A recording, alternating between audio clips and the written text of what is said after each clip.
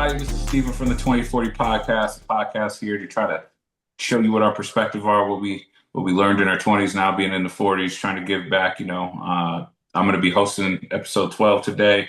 My name's Steven. I'm an attorney, father, husband. Just recently bought my home, and I'm here with these guys. If you want to introduce yourselves. My name is Sirod. I didn't introduce myself in the last one because I was a little hungover, but I'm better now. And so I do HR, and I was a cop for 15 years. And I got a 3-year-old and a wife. And she was drinking with me last night too, so she's part of the problem. What up, y'all? Aubrey, man. I'm a dad, married. I'm also a physical therapist, investor, trader, fitness and nutrition entrepreneur. Man, fired up to be here today. We got the energy up, baby. Let's go. All right. So, again, group chat be popping. So one of the things I think that really sparked debate this time was, we did a previous episode where we did the millennials versus Gen Z. And when we talk about it, I know how everyone has strong opinions on it, but I wanted to even take it back to where we go to, right, which is the boomers, right? And so I wanted to really talk about the difference between the boomers and the millennials. And just for people to know, when we say boomers, that's anyone that's actually born between 1946 and 1964, and those are basically maybe our parents, grandparents that are retiring now or have been in retirement for a little bit. And obviously millennials are going to be from 1981 to 1996, which is everyone here. So I wanted to give you guys some numbers on just the economic difference between boomers and millennials.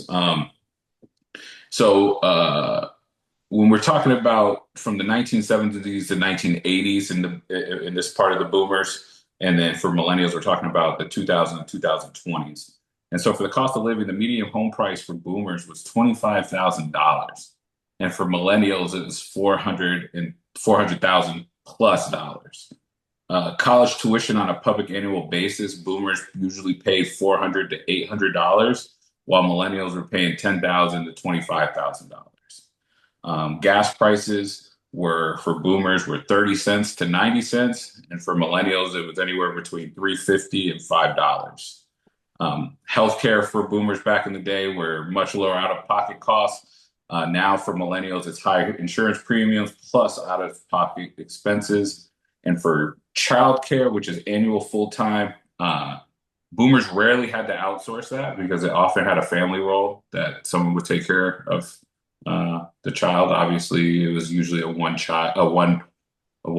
dad was working and mom was at home, or vice versa, right? Only one parent was usually working in the boomer generation. And for millennials, we actually outsource it. Annual child care costs now, or at least in 2020, with $10,000 to $20,000 a year for child care costs.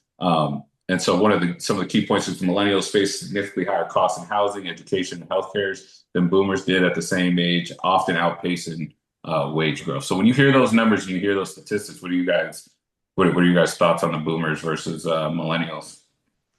I think there is a big difference, but you got to also understand there's inflation, so the income is different. But we did go over the average incomes a couple episodes ago, right? I think early 20s was like 35,000.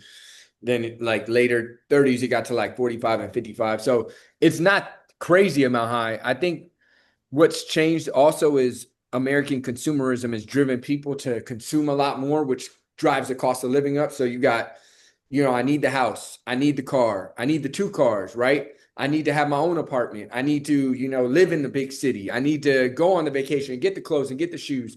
And that consumerism drives up the cost of living, which then has less money for the wife to stay home, childcare, education, food and all that stuff. So I think it's kind of a double pronged thing. Was there as much consumerism for the boomers? I don't know if there was, right? I don't know necessarily if it had to be a house, 2 cars, vacation to the Bahamas every year, and Gucci shoes. I don't know if that was the same dynamic as today, where in my perspective, the biggest thing for success is posting your new shoes on the gram, new clothes, car on the gram, getting your own apartment, 1 bedroom with no roommates in your early 20s, right? Taking exotic trips and vacations, right?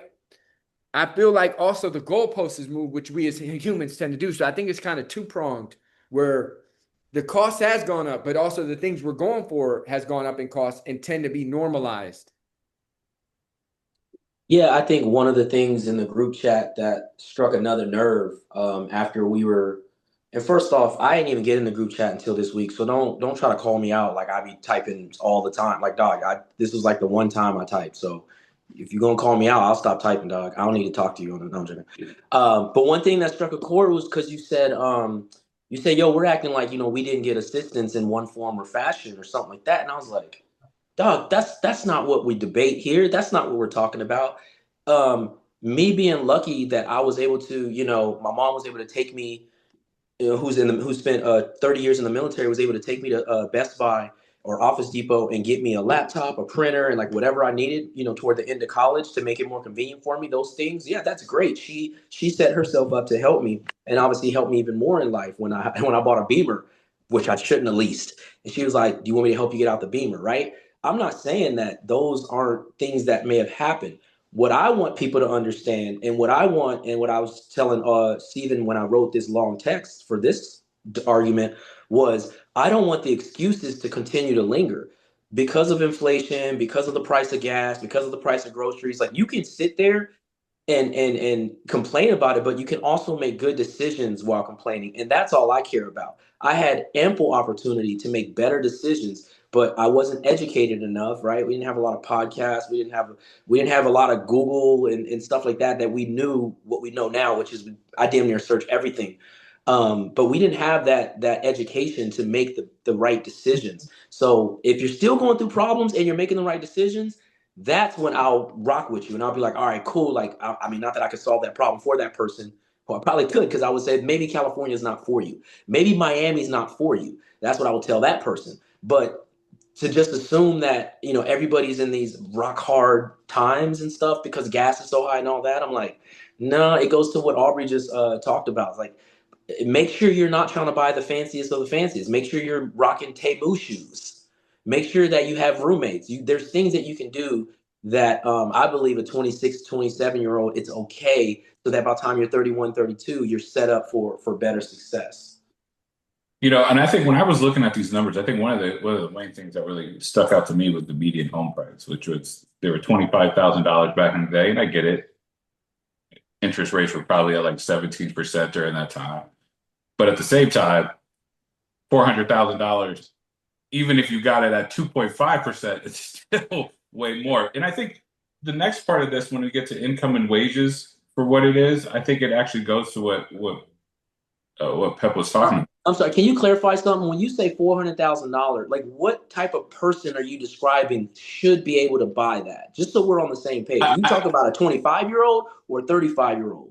I'm saying this is what the median home price was for that time frame for people. So like when I say $400,000, that's the average home price right now for just like if you take all of the averages, it's the average home price right now in America. It's about $400,000 for like entry level. Like if you were just going to take average, so an average median home price back for boomers was only. But that's where we keep disagreeing, because you say entry level, and I want to know who you're talking about, because I'm like, that's not the average price of a condo, a 800 square foot condo, correct? You're talking about a backyard, a Yeah, upstairs, downstairs. That's where I'm like, why are we always talking about, when you say 400, it's like, damn. But it's like, yeah. time out. If I'm talking about a 27-year-old with their first job and they're still entry level, can they afford a condo in today's age? Like that's where I Right. misunderstand what you're trying to describe. And I guess when I talk about this, like, I think for us, a lot of what we deem to be what life is, we get from our parents or the older generation, right? So the thought that boomers, when we thought about,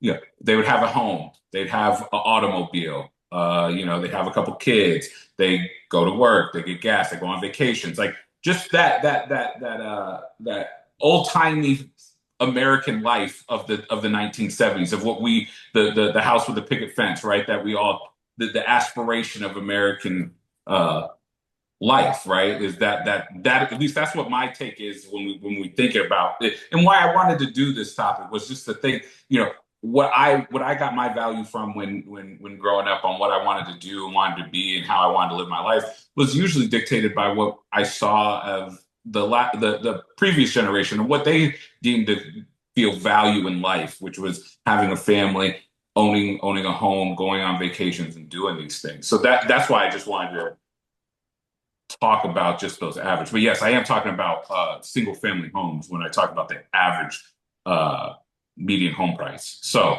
but when we talk about the income and wages, with this one that actually, when I saw these numbers, was kind of it it's kind of staggering, honestly. So the median household income for boomers, and this is all towards at the age of 30. So boomers age of 30, millennials age of 30. Their median whole household income adjusted was 50 to $60,000 a year, right? And for millennials at the same time, we actually were only 48 to 52%, which was because it got stagnant after inflation. Boomers' wage growth kept up with the cost of living. Millennials were stagnant or lagging behind the cost of living. Job security for boomers, where they had stable long-term careers, which were very common. I think we all kind of know that. And for millennials, our job security was usually gig work, short-term contracts, and frequent job changes. Millennials earn about the same or less than boomers did at the same age, despite being more educated and working in more productive economy. And then I guess I could give you the wealth and debt numbers as well, just to get your take. But the median net worth, and these are boomers at 35 and millennials at 35. The median net worth for boomers were $130,000 plus, which is adjusted for inflation and everything. And for millennials, it was only 13,000 to 25,000. Student loan debt was rare or minimal for boomers, obviously. The average student loan debt for millennials at 35, the average is 30,000 plus per borrower. Home ownership rate for boomers at 35 was 50 to 60% by their mid 30s. And for millennials, it's 40% or less. And the saving rates for boomers were much higher. I think they also had interest-bearing savings accounts, which they no longer have. And then for millennials, it's lower. And most of us live paycheck to paycheck. I believe there was a stat that 3 in 5 U.S. workers now are living paycheck to paycheck. So when you hear those numbers between the boomers with their income and their wealth, what do you guys? How do those numbers? How do you think those numbers track? And such a difference between what we actually lost from what the boomers actually gained. I think so. I want to get clarity. You said like their average in change for inflation was like $50,000 to $60,000 a year at 30. And what was it for millennials? 48 to 52. 30,000 for boomers, which was adjusted. Oh, the income, not the wealth. The income. Oh, the income. So the adjusted for the boomers was 50 to 60,000. And what was it for millennials? 48 to 52. Okay, so kind of right there. So I think for me, in my perspective, what I see is that each one had different benefits or different advantages, and others had different advantages or disadvantages. So, for example, when I see it, boomers had, I think the average, salary to home was like 2 times, and now it is 6 times, right? So if you kind of adjust with the income, like say somebody was earning 50,000, it was average was $100,000 house then. Say you're earning, 50,000 now, the average is like 300,000. So I get that. I think housing has gotten more out there. But also I think the spending habits have changed. And I think a lot of that has started to also shift with social media and just media in general. Like I don't think in my perspective, boomers were as hyper focused on flex culture. I feel like what's starting to happen as social media came out is the hockey puck move towards flex culture would hurt a lot of people on taking what a larger and larger percentage of their income towards things that were flashy. So, for example, let's say the boomer spent $7,000 on clothes or 7% on clothes and transportation, right? I think millennials are probably spending 30% on higher end cars, higher end clothes, higher end things that look better towards our peers. Because what happens is we're always basing ourselves on our peers. They actually done studies where when you move into a high cost neighborhood, it's not just the cost of the house, it's also the cost of the car outside. It's the cost of the trips. It's the cost of the school you want to send your kids to. Because us as humans, we're always comparing ourselves to our peer group. And I think what social media did is it made us see our peer group much more, but also us able to see the highlights of our peer group much more. What shoes, what car. Think about it. People don't post about their Friday night happy hour. People post about their new shoes or car. That's what they want to post about because that's what's going to get the likes. So that's where a lot more, I think, resources are going. I think that's it. But on the other end of that, I think what millennials have is a lot more opportunity for advancement with work effort. Meaning, I think if you put in work today versus then, you have a better shot of making it big than you did then.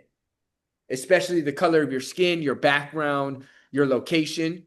I think you have a much better shot today because of social media. You can build your own brand. You don't have to wait for ABC or NBC to put you on.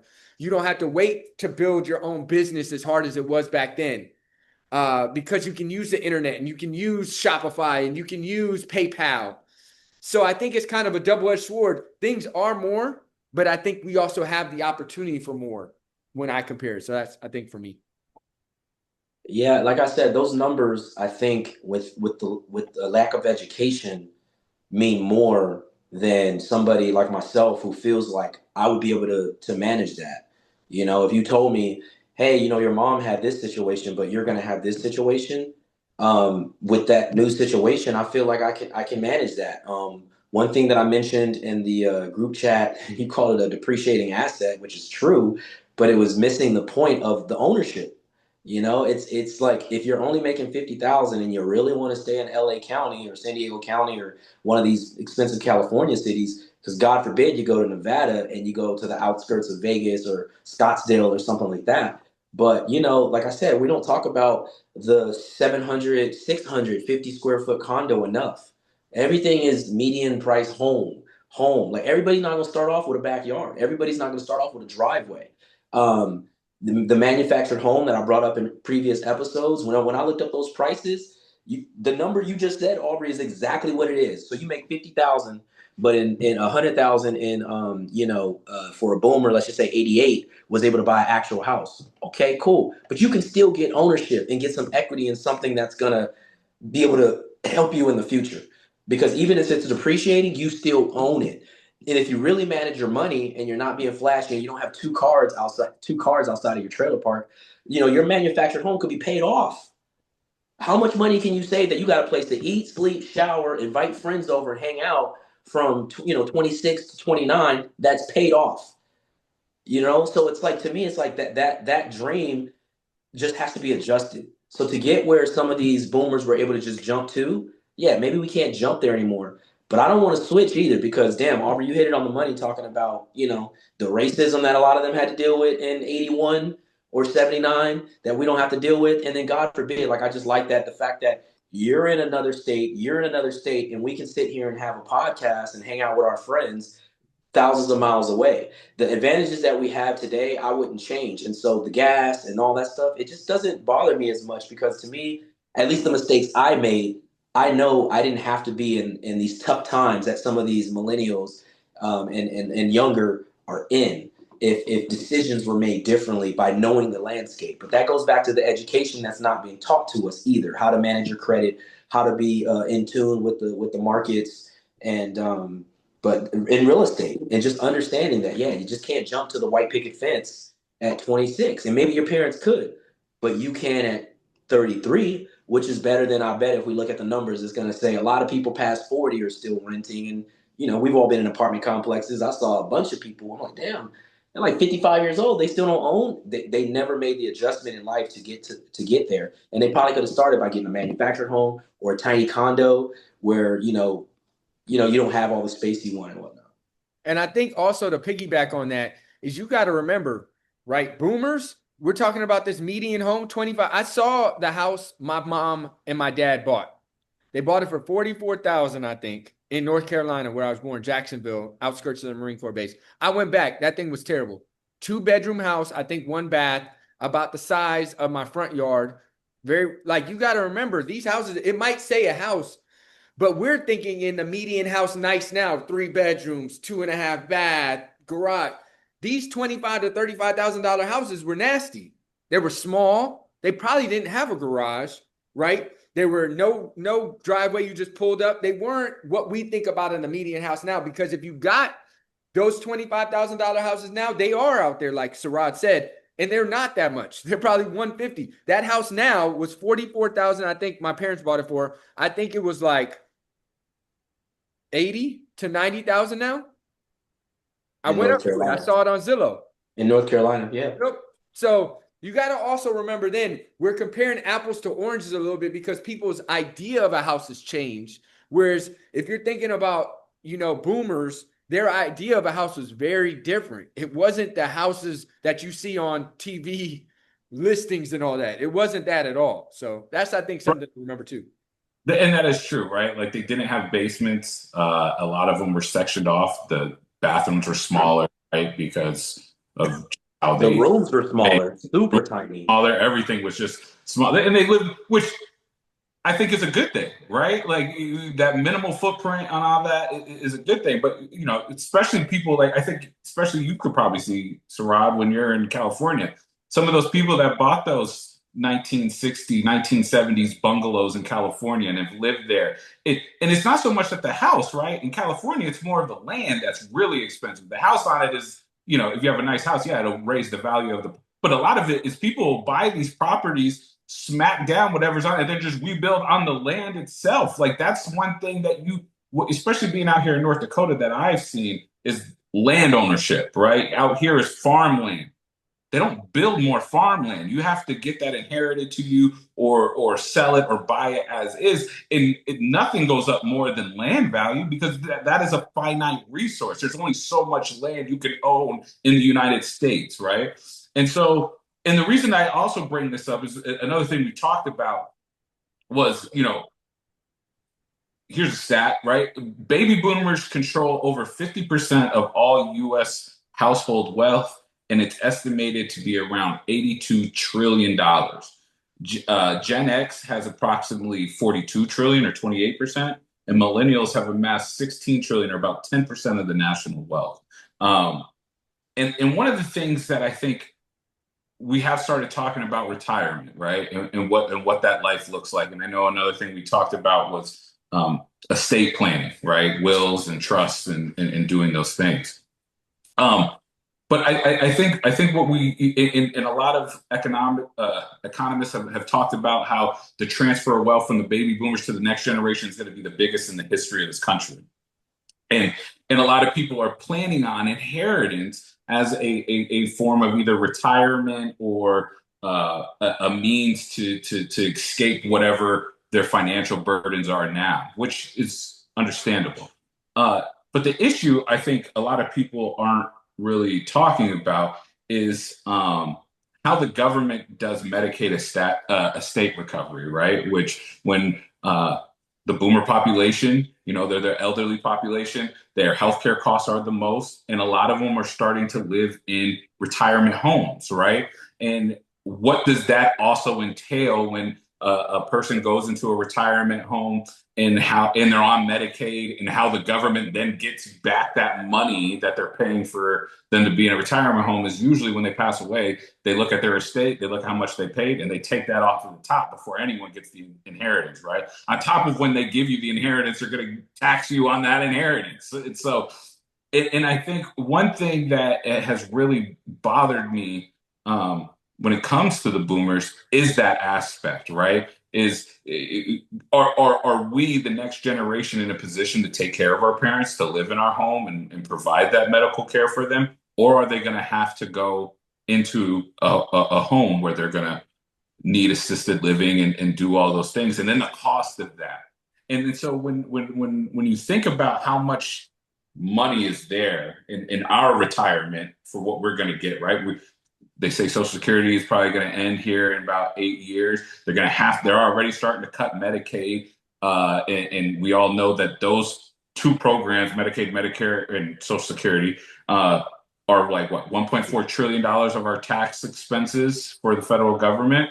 How are you looking at, protecting your parents or protecting yourself in going forward and going into retirement to make sure that, I know one thing we all talk about here is generational wealth and how to protect your generational wealth. And I know we're trying to give tips of what we are from 20 to 40, but I thought this would be a good thing to try to just like look into the future, seeing where the generations are different, but also understanding where it's going to be heading. And so we don't make sure our parents are giving all their hard-earned money to the government on the back end. Yeah. I think I heard this and it was really true. I think Ray Dalio said it like the midlife squeeze. And I can feel it now. Like, in your 40s, you start to get this kind of both ends. You've got to help your kids, but then also your parents are getting older. It's like you get it from both ends. And I can feel that. I think one of the most important things is to really understand how important your health is. When you're younger and you're looking for a partner and you want to look good, the gym and trying to, look good is a little bit more motivated. And as 10 people tend to get in relationships. They don't have to look a certain way as much anymore. They're rewarding themselves after a hard week or day's work of eating out or getting fast food in. We tend to put on weight. As people age, they tend to put on weight, which adds a lot of other health issues. And I think one of the biggest things to understand, because I see it all the time, I work with a lot of seniors in my home health practice, is you got to keep taking care of your health because it does cost a lot of money. It costs money because you lose energy, you lose vitality, you lose productivity, you have higher costs of medications and all these things. So understanding that health is important to do as a habit forever, even after you're like, I'm married, right? I've been, in a relationship for what, since 2016 now, 2015, right? So over 10 years, I still need to hit the gym. I still need to watch what I eat. I still need to put it in because it's not just about staying attractive for my wife. That's a part of it. I think that's a big thing of how relationships stay healthy because this is who you start the relationship with. When that changes the dynamic. But also I need to be healthy for my child to go to high school. I need to be healthy after they're out of high school and I'm 60s and 70s to be able to still take care of myself, to be able to be with my grandchildren and not have to go to a nursing home. Because what happens is after 30, we start losing 1% of muscle a year. So our muscle starts to shrink, and that muscle is what helps us stand up, walk around, get out of a chair. But also it helps produce our energy production, right? It helps with immunity. So what happens is as you eat crappy and get less active, as the muscle shrinks, you get worse. Your blood sugar starts to go out of control. Now you've got to get on all these medications. You lose your energy and you get way more susceptible to going in the nursing home, not being able to take care of yourself, which causes money drag. On two ends, you lose, say you have to retire at 57 versus you could have retired at 65. That's 7 to 8 years of productivity. Let's say you're making $100,000 a year. That's $700,000 you just lost. Not to mention your medical bills picking up. Let's say your medical bills went from $1,000 a year to $5,000, $10,000 a year. That's another $70,000 in medical bills. And I think people don't understand how important health is because we come into this life with our body. It wasn't something we had to pay for or anything. And when you're a kid, everything kind of works pretty naturally. Like as a kid, remember, you could pop up and run sprints and go sit back down. You cool. Bro, at 40, if I popped up and ran sprints, I'd pull something because your body is just different. You got to it's like I tell my patients, like you're a classic, right? When you get the car new, you can run it hard. You don't have to clean it all the time. But when you're a classic, you got to make sure the oil's right, change the tires, park it in the garage, get that good waxing because you got to take care because you got more miles on you. The body's the same way. Yeah, I'm both my parents are retired Marines, so I think that's one avenue that I'm pretty lucky at. They're both still in pretty good shape, and I would assume for the 20, 30 years careers that they had that they took care of themselves. Obviously, military people have to do annual checkups and just things that normal people don't have to do. And then when you get out, you kind of keep that mentality. Like, so when I was a cop, there was certain annual physical requirements that I used to have. Till I die, I'm going to make sure I can do it. It's not hard. It's just 25 sit-ups, 20 push-ups.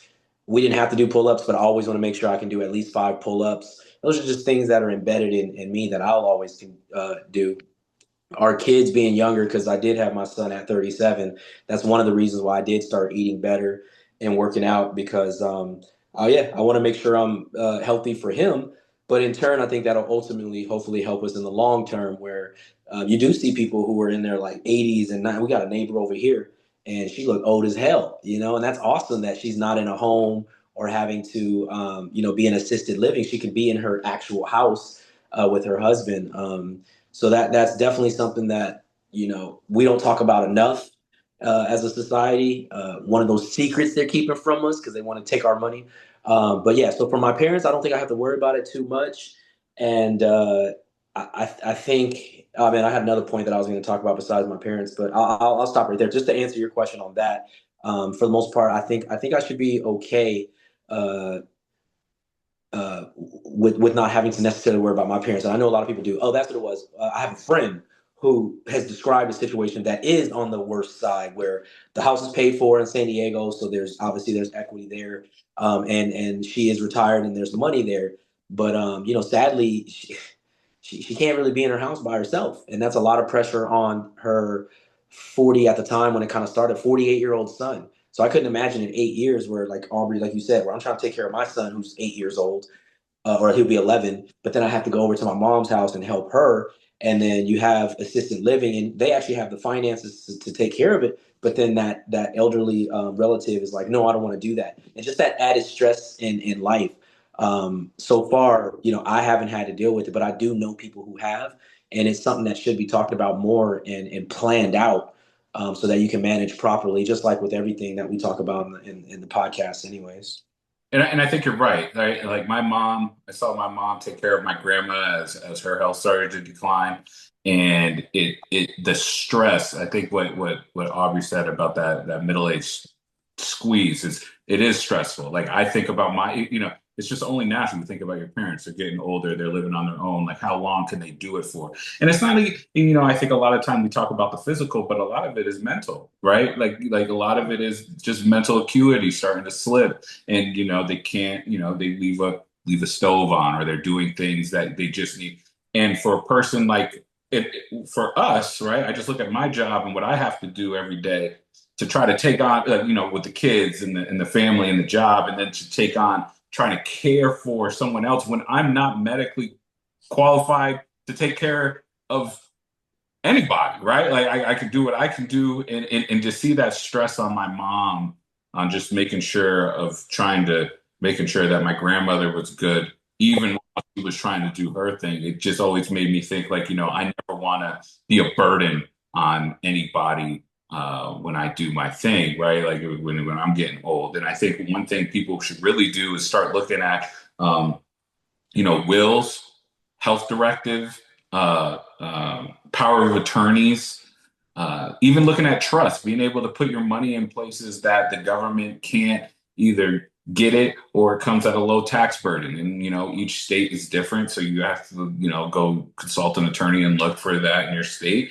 But I think, Go over real quick, like what is a trust? Because I don't think a lot of people understand it. Because like, go over like what does probate mean? Like how much you get taxed if you don't do this stuff? Like, And the difference from a will, because on TV they talk about wills, they don't really yeah, talk about trust. yeah. I thought they were the same, and I don't know. You're going to tell us, but Kim was like, they're not the same, and they're different, and the tax implications. So yeah, right. you can kind of give a 101 on a will and a trust and the difference and why they're important. Okay. And I'm telling you right now, in law school and on the bar, I'm probably, property and stuff wasn't my forte. I can just kind of give you a really broad, general thing about it. Obviously, wills is you have you have all these assets. Where do you want your assets to be distributed from, right? Like for me, who gets my PS5? Who gets my couches? Who get like every single thing? Who gets all the stuff that you own, right? Because if you don't, it's going to go to probate, right? And probate is when everyone fights over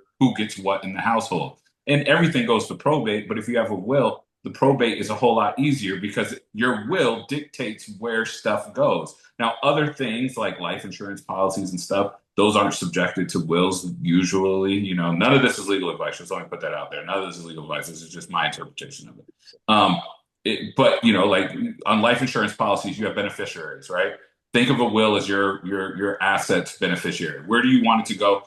Who do you not want it to go to? You know what I'm saying? There's a lot of family dynamics that happen that some people don't want some people out of the will. Some people say, oh, I got 3 kids. I don't want the oldest to inherit anything, or I don't want the youngest to inherit anything. So split it amongst the two, all my assets, right? Trust is basically someone owns your money assets in a trust, really. And it could be property too, like houses and stuff. And usually they'll have like a family trust, right? So it's in the family's name, and that family trust has a person that access the money on behalf of the family to do certain things, but it's a way to kind of shield it as it's not your assets. It's the assets of the trust, which, this is America where, business entities are considered people, but they're also different when it comes to tax purposes. So trusts are a good way in vehicle to be able to keep your money in a way that shields you from protection, unlike that Medicaid thing for the government. Like if you go into assisted living, like they can't touch that because it's not technically yours. You know what I mean? So, but there's also a 5-year look back period. So you also have to realize that there's a lot of timing issues on a lot of these different things. In the healthcare directive and a power of attorney, that allows you, like if you're, say, you are not, you can't make decisions, right? You're mentally incapacitated and you can't do, that'll allow a power of attorney will allow someone to make financial decisions and stuff for you, right? You got to still pay your bills while you're in a coma and stuff like that. That gives this person authorizations to access certain things. Now, mind you, a power of attorney that allows someone to go into your bank account, like while yes, you might be able to get that back in the back end, you should trust these people, whether they're running your trust or who's going to be your personal representative on your will, because you have to name someone in your stead, right? So when you pass away, someone's going to be there for you to say, this is what so-and-so wanted. And this is the person that they're going to go talk to, whether your attorney or whatever wants to go talk to. Healthcare directive. Say you go out tomorrow and get hit in a car accident and you're laid up. A healthcare directive will let people know what you want to do, right? Do you want the plug to get pulled? Do you want to stay alive? Do you want to donate some things? Do you want to do all these things that the doctor's going to ask these questions, right? And if they don't know what you want to do, someone's going to make that choice. So, you can do all these things. And the younger you do it, the better, because then you can always add amendments to it and change it as it goes and add people or let people go. It's kind of like they call the Constitution a living, breathing thing, right? These things stay alive as long as you're alive and you're doing these things to update those. And I think those are real. And not only just for us, but for your parents. A lot of people do not have wills. A lot of people die intestate, which means no one knows what to do with it. And when that happens, the state takes it, and the state has state laws for people that die intestate and they don't have a will. And that might be, oh, you're married? Well, all of it goes to your wife, right? And if you, it could go to your ex-wife. You know what I'm saying? Depending on the state, like depending on how stuff goes, stuff can go to different people that you may not want this to happen. But once it goes to the law, all the judges are going to do is just follow the law, and it is what it's going to be. So people that you might not want to get it, maybe people you want to have more son, always think about that. And I guess I brought this up because and I think there is a lot of people that are out there that are struggling with health and stuff. But like for me, this is just a personal story, real quick. I got down to 1,000 platelets. You know what I'm saying? Most people, I believe, usually have about 200 to 450,000 platelets.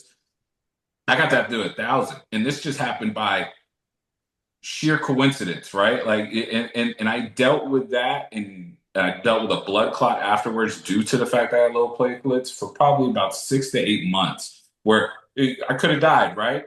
And my healthcare costs were somewhere like $750,000. So I had to get platelet transfusions and all these different things that go. And while I know some people don't take care of themselves and do stuff, but just know you're just one thing away. You never know what's going to happen on a day-to-day basis. So these are things that you are just planning not only your future, but what happens after your legacy, right? That's what this is all about. This is what I'm all about, is always protecting your legacy and knowing that only 22% of boomers and Gen Xers plan to leave financial gifts to the next generation, suggesting that the younger generation honestly shouldn't rely on inheritance as a certainty, and that might be just because only 22% of people actually have wills. So I think it's imperative for us to get out there and do that. And so, and just hearing all that, what are just, I think we've been going at it. So if you guys want to give the people your final thoughts on just, the boomers versus millennials, and what we should try to prepare for, in understanding that, there is a lot of wealth that's to come here in the next 10 to 15 years on this great financial welfare, transfer of wealth. What are your guys' final thoughts on this? I think, man, the opportunities today are like way more than was had in the past generations. Like, look at our parents' generation. What was it really? Military, maybe, police, or maybe like for the government. Now it's like so many opportunities out there. Take advantage of all of them. And also the talk about the trust and the will. Get your game in order before. Like, me and my wife just had a conversation about what were to happen if something happened to me. Here's where all the money is. Here's a plan to where to put the life insurance money into the markets. Take out 4% a year. Live on that. Like, it might sound morbid, but you got to have these plans because you don't know when things are going to happen. Things happen all the time. So with your parents, with yourself, with your family, get everything in order now, because it's better be prepared and not need it than need it and not be prepared.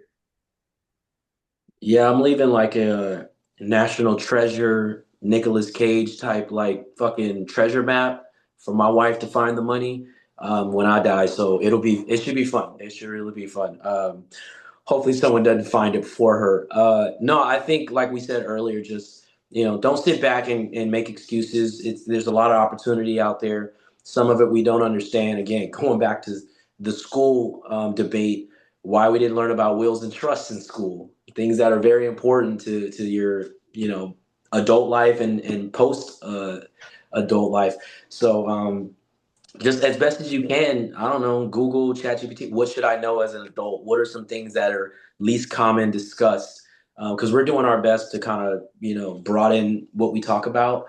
But I think there's just so much that, like I said, unless you're introduced to it, even we don't know. So that's what I would say. Just continue to educate yourself and just understand that there's a lot of nuances about adulthood and the health aspect. Just do the best you can to, eat as good as you can. I think Aubrey said last episode, like, would you say spinach and orange juice ain't as good as soda and M&Ms, but it's something that you got to do for your long-term health. You'll be happy in the long run. And I guess, for me, just get estate planning, right? There's a reason why all the rich people do estate planning, because they want to know where everything that they've accumulated is going to go. And, just know death is a tax too. Okay. When you die, they don't bury you somewhere for free. You don't get a coffin for free. You don't get any of that stuff for free. And so if you have it down, even if you have money put aside for it, so no one has to pay for it for you, you know what I mean? There's always those horror stories of people left in the morgue because the family can't pay for, what to do with the body. Is just crazy in 2025, you know what I mean? And so I think, while, yes, there's been a big shift between boomers and millennials, that money that's been accumulated has to go somewhere. And, you really got to think about where your legacy is. And that's what estate planning is. That's your legacy, is with all the money and assets that you accumulated, where is it going to go? And like a lot of our parents or grandparents, they probably didn't have wills, right? Like blue collar people tend to not have more wills than white collar people, which is kind of crazy. But just talk to your parents about it. Do it for yourself and get your generational wealth already matriculated. So, I think that was a great topic. Again, everyone that's been down with us, thank you. Go watch all the podcasts. I think we got them on YouTube, Spotify. And that's what we got for you on this episode of the 20 to 40 podcast. Thanks, everybody.